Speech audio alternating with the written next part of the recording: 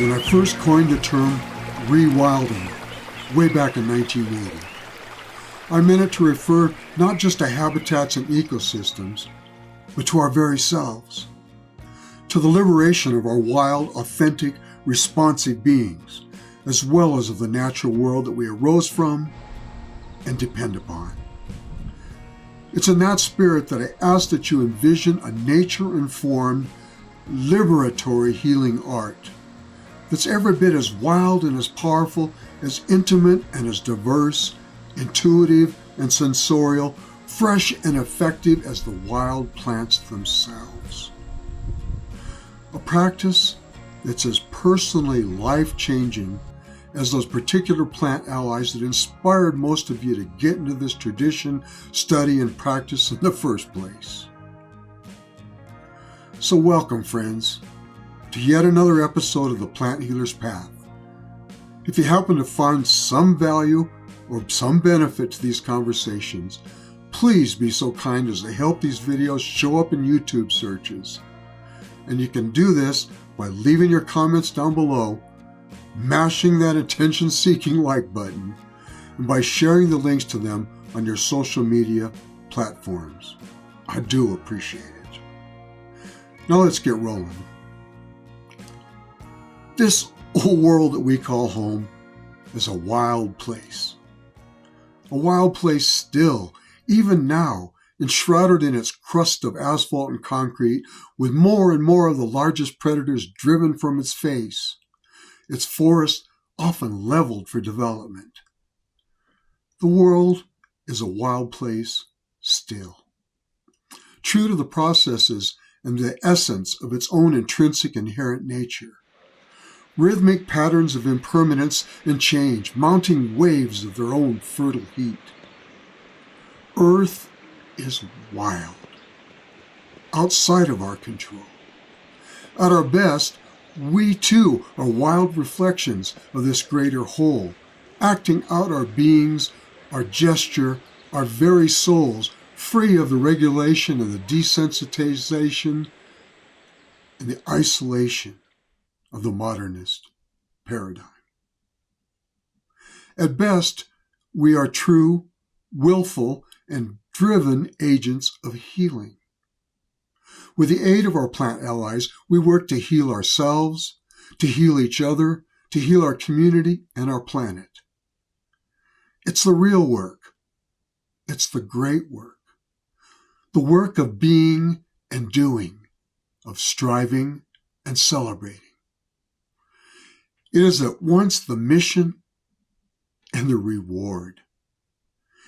Healers awakened, healers empowered, healers untamed, unbound, unleashed, and unchained, healers gone wild.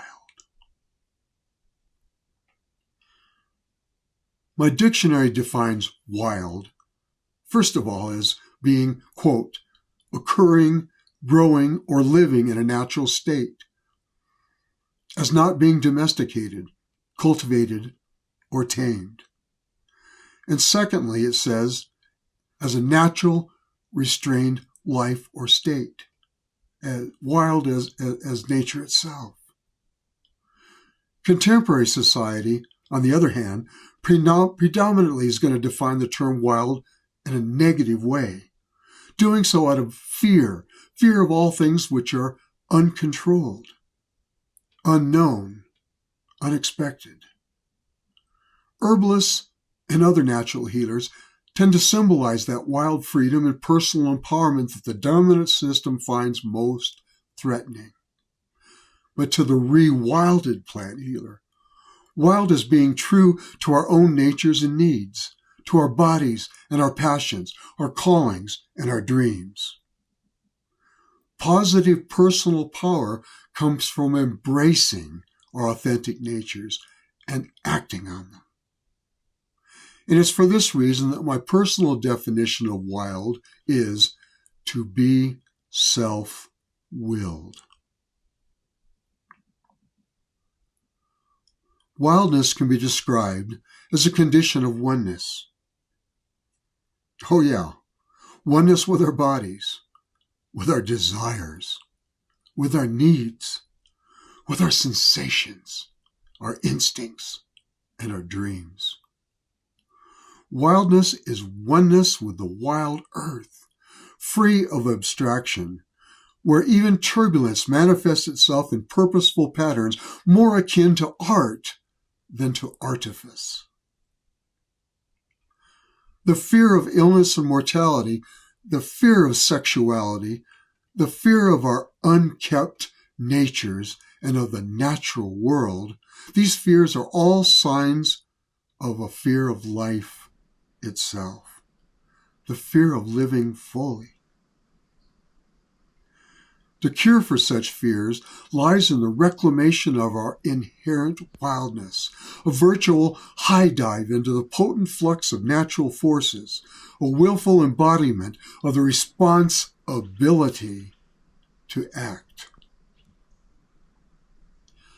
Think about it. Think about the following and the ways that certain qualities and particular ways of perceiving and acting on the world could be applied right now to your very own existence. Applied right now to your herbal or other healing practices. Some characteristics of a rewilded person include, first, a condition of heightened alertness and expanded awareness. Secondly, being increasingly observant and deeply discerning, and having an intensity of being, an intensity of purpose, an intensity of efforts. Fourthly, the rewilded wholly or largely are going to attend to the vital present moment, and they're often known to wholly inhabit their sensate bodies. The rewilded are host to heightened physical senses, attending to smells, tastes, sensations, reveling in the body.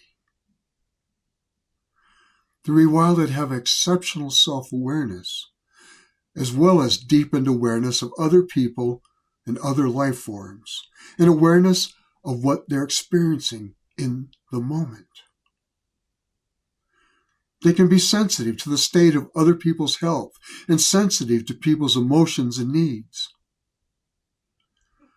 You are likely to perceive all things as relational and interconnected, and to see things in patterns, to sense their sequencing and their directions. And this often leads to accurate predictions. We, the rewilded, act more out of us instincts than we and feelings and sense of purpose than we do out of any certain way to garner approval or in order to fit in.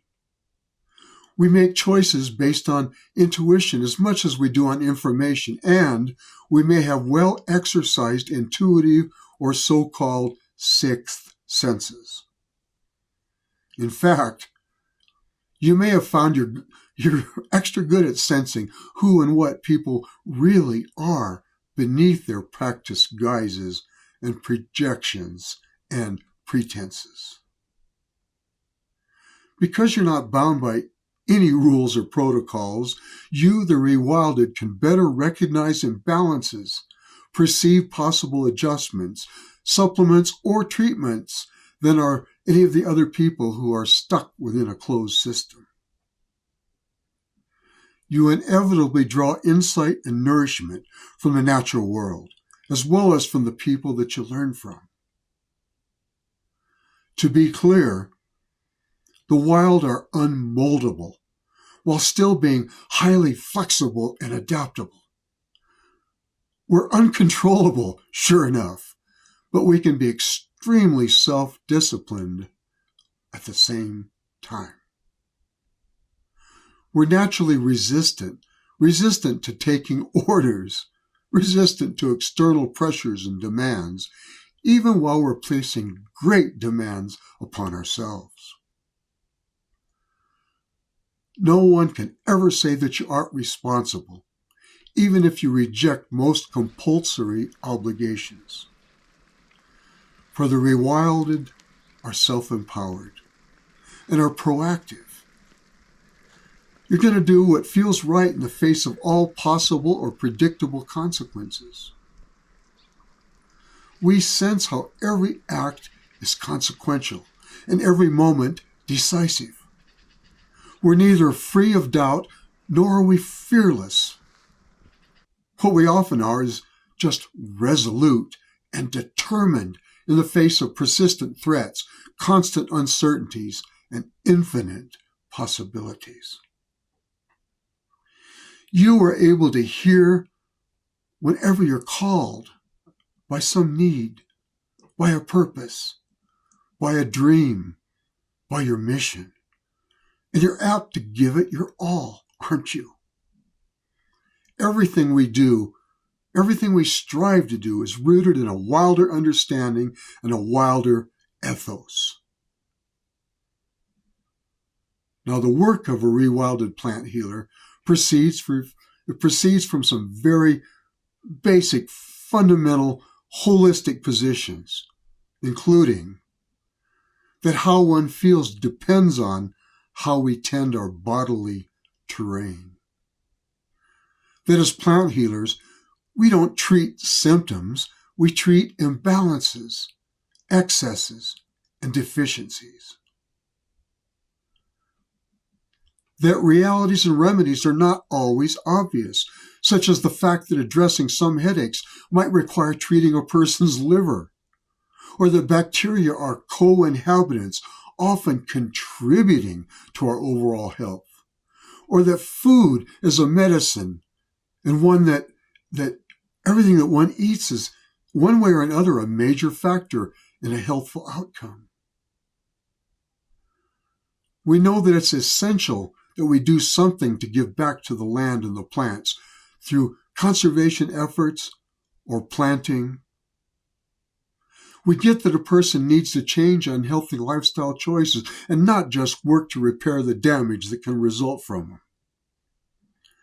We know that vitality, effectiveness, and joy are far better measures of health than the mere visible absence of an infirmity or disease. Wild is not just a matter of foundational roots and principles. Quite frankly, we're living and dreaming in what's an incomparably transitional time, a potentially feral and fabulous moment in the course of history and evolution. The dominant civilized paradigm is so utterly unhealthy, fear-based, and dishonest that any person's return to health requires not only refinements, but rejection. Rejection of a toxic status quo and a courageous revisioning. The reclaiming of a personal and practical wildness. This is what's called going feral. A creature having returned for whatever reason to a wild and natural state after a long period of having been denatured and domesticated, confined, or controlled. The reason I came up with this term, rewilding, was in order to describe what is a conscious, intentional, highly deliberate process of reclaiming our true willed natures. So let me give you next just a few suggestions, a few suggested steps that you can take in your woodsward direction to wildness. We can further rewild our beings by 1. Listening to our communicative bodies, heeding our intuition and any discernible biofeedback in order to better understand our primary gifts and challenges, our propensities and potentials, desires and needs. By paying attention to our bodily responses when assessing the people and being subjected to what's around us. By eating locally grown, native, or wild and prolific natural foods to the degree possible. by exercising our physical bodies in varied and sometimes impromptu ways, exercising our minds in ever new ways, exerting and exercising our five senses, and doing so in unpleasant as well as pleasant environs. We can do so by healing, exploring, deepening, and acting out our natural sexuality. By intentionally growing our inherent senses, intuition, and instinct, and by savoring and celebrating. We can pursue an education in wilding by, first off, treating all of our lives, the bad parts as well as the good, as lessons to be learned from. By treating all these lessons as something to apply and to benefit from. By studying everything of interest and of consequence, regardless of whether it contributes to our income or not.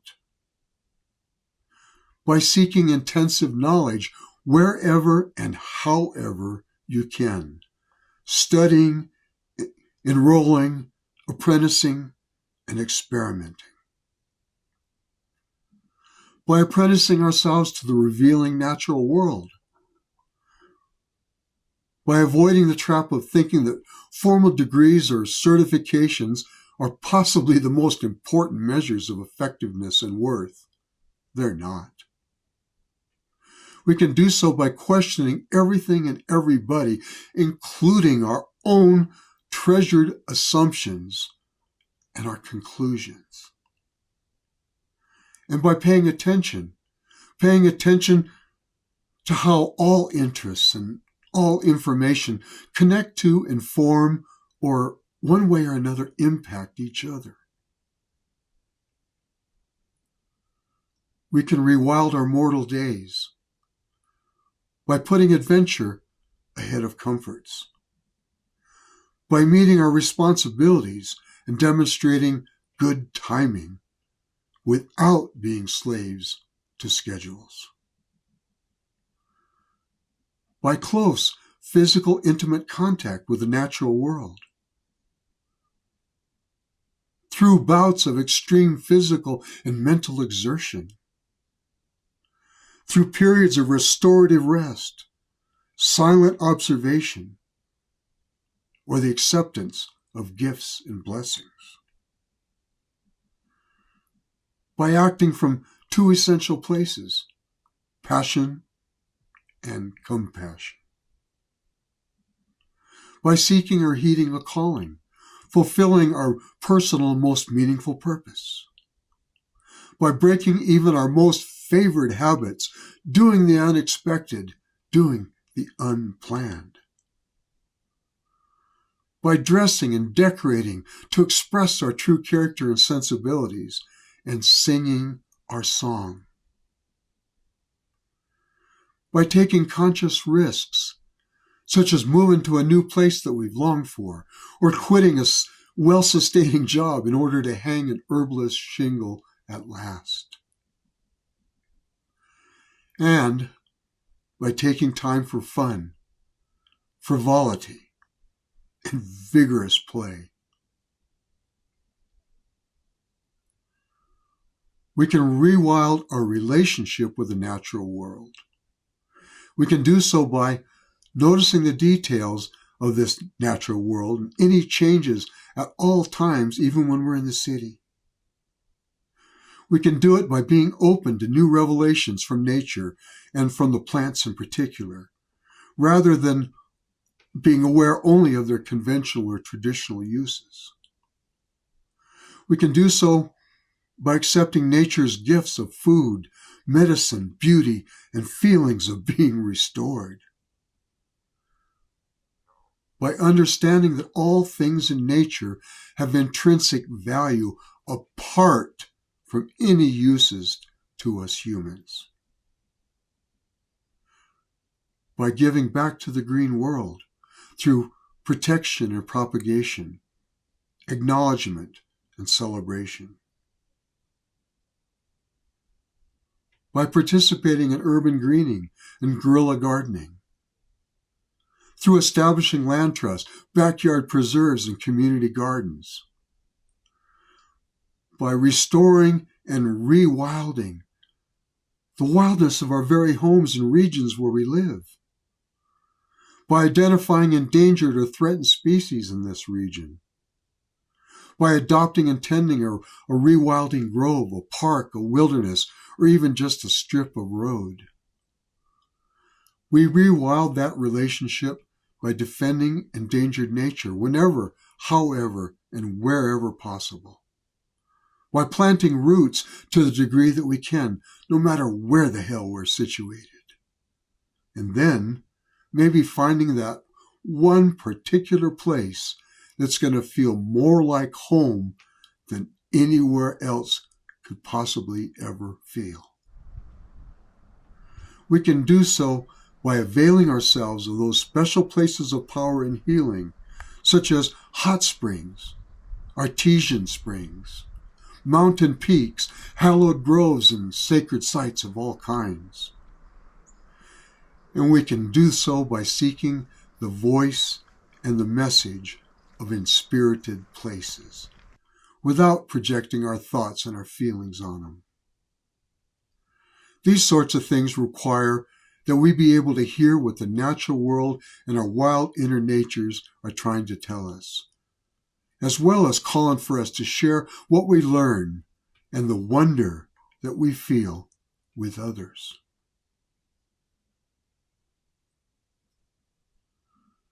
We can rewild our language and rewild our communication by first learning to truly listen, and then by making sure our utterances are all intentional, accurate, and purposeful. By speaking when there's something relevant or meaningful to impart, or an inquiry to be made. By bravely speaking our thoughts and convictions, our feelings and needs, even when there's a high cost to be paid.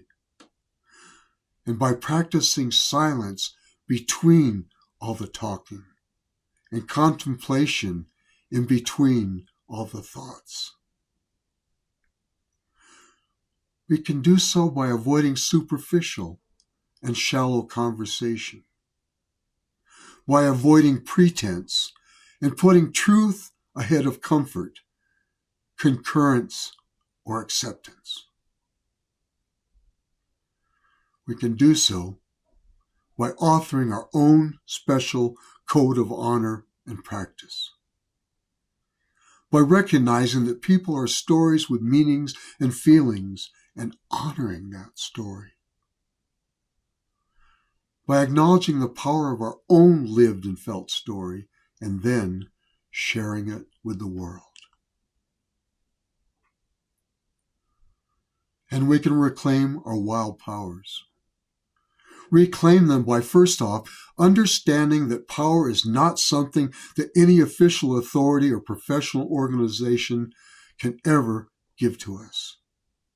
By understanding that power is actually the effectiveness that we grow within ourselves and in spite of disempowering systems and restraining conventions. By blocking and breaking away from our own inner controlling mothers, our debilitating fears, our restrictive conventions, accepted dogma, and our own limiting assumptions. We can do it by being true to ourselves, true to our missions in the face of any possible familial or societal disapproval. By realizing that while power over people is entirely unhealthy and ignoble, natural, personal power can make possible greater vitality, new abilities, and the fulfillment of our aims. We can do so by knowing there's no shame in becoming a powerful person, any more than there's shame in being weakened by illness or circumstance. And we can do so by accepting and putting to good use our powers to help sculpt and to help evolve reality. And specifically, to be a rewilded plant healer is to be awakened and increasingly aware. It's to be sensitized and to make effective use of our senses. It's to be driven by the evidence of discovery, regardless of how much familiarity or how many years of practice. It's to be a person who tests all methods, uses, and so-called facts against our own personal experiences. To be a rewilded plant healer is to open to weighing in new information and new scientific research outside of our own limited experience. It's opening to intuition, following our hearts and our hunches. It's to be eclectic and adaptive. It's to be tuned in to the energetics of the clients, the plants, and their actions. To be a rewilded plant healer, it's someone who knows one size never fits all, who knows that plants can act differently on different people. It's someone who seldom asks for help from authorities or from agencies, and who rejects interference. It's someone who practices bioregional herbalism, who learns the medicinal plants in our own areas, in our own yards. It's someone who uses local, wild, and prolific medicinal species whenever it's practical, and uses them over the exotic and the imported. It's someone who sees themselves as an agent of the earth's needs, expressions, and changes, not as managers. It's someone who recognizes illness as an ecosystem imbalance, not as something to wage war against. It's someone who acts assertively to protect species and habitat, someone who honors and taps traditions without acting bound or limited by them. It's someone who responds extemporaneously, according to who and what's evolved, when and in what context. A rewilded plant healer is a person who gives themselves permission to act, to tend, to heal, and to improve their own bodies, and to assist the healing of others, regardless of convention, regardless of laws and legislation. It's someone who answers to their passions, to their callings, no matter how much or how little money is ever involved, and regardless of general societal acceptance. Such rewilding is necessarily rooted in the land itself and in our relationship to earth and place, as well as in the fertile folk herbal traditions of our wisest ancestors. We do not romanticize the old ways, but rather we draw from them, learn from them, embody, and thus own them as our own. All while personalizing what we learn and how we practice in order to match our particular needs, abilities, and propensities, gifts, and vision. Tradition is the chosen dance, historic patterns of motion and action to which we then add our own defining moves. In this dance of plant gathering and cultivating, medicine making and healing, we accept the responsibility of what is given, and we make good use of these things to more effectively give to the world. Likewise, we ground our beings and ground our work in the elemental truths and realities of the natural world, with the living soil from which our medicines and our food and ultimately ourselves all arise from, are fed by, and grow out of. Even in the most unnatural city environs, nature clings. It squirrels away at the wild edges and seeds in the cracks of the streets.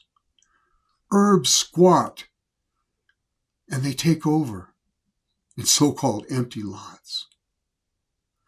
Outlaw gardens are planted in backyards, on rooftops, and in terracotta pots and windows overlooking the busy streets below. Remnant remote wilderness needs our protection and our fraternity, and we need our enlightening pilgrimages to these special places. And yet, it is from the wild expressions in our own immediate locales that we must daily draw the nourishment and the inspiration for our feral re-becoming.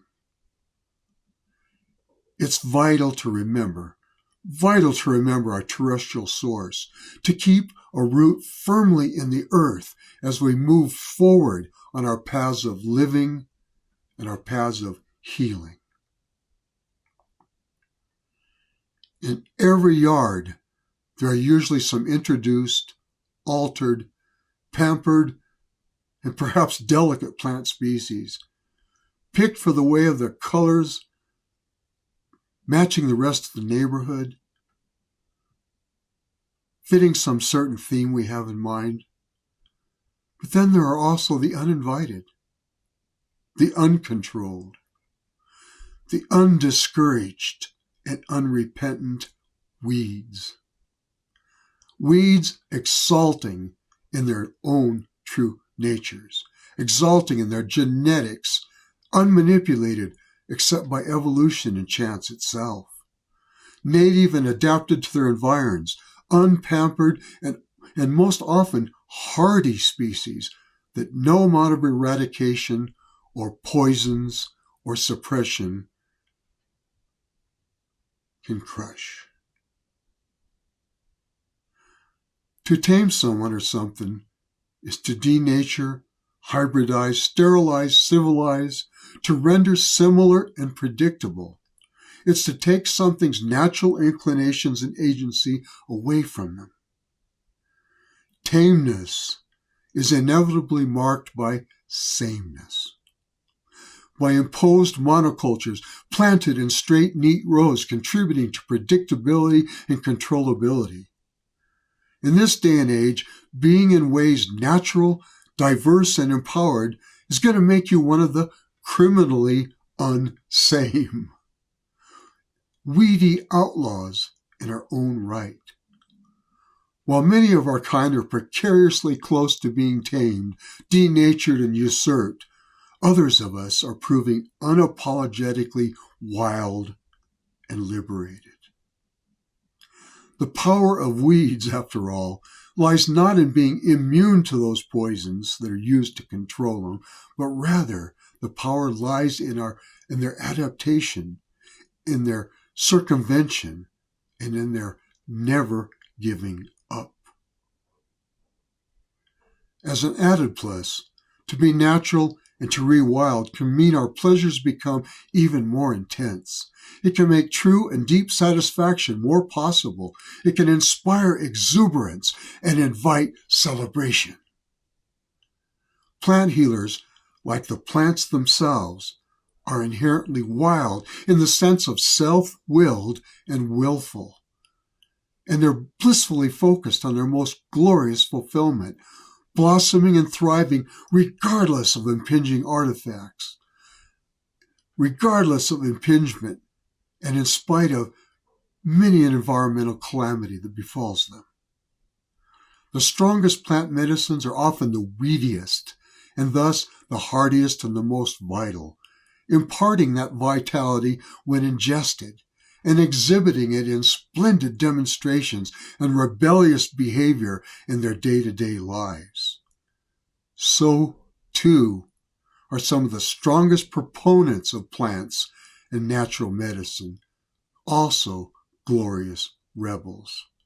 For we know that if we find a regulation or a custom is unjust, immoral, or otherwise unhealthful, we have a responsibility to not only avoid it, but to openly oppose it or actively subvert it.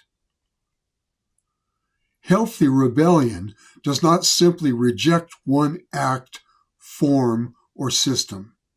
It works to create a healthy alternative. Admittedly, the larger natural healing community can be just a tad too civilized sometimes, a tad too reserved, a bit too tame, too mild, too tentative, too obedient or accommodating. It is perhaps time to rattle some cages and to stand up to injustice. Time to bravely champion our craft to a new generation in the face of any obstruction. To root in natural self, nature, and place. Time to act freely and responsibly. To favor, savor, and celebrate. To reclaim and exercise our earthen sensuality and our earthen spirituality. To sidestep society's bouncers and managers, to jump on top of that damn bar and dance. The way of the caring plant healer is the practice of wildness. And each of us, at our hearts and our cores, we're truly born to be wild. Venture and savor.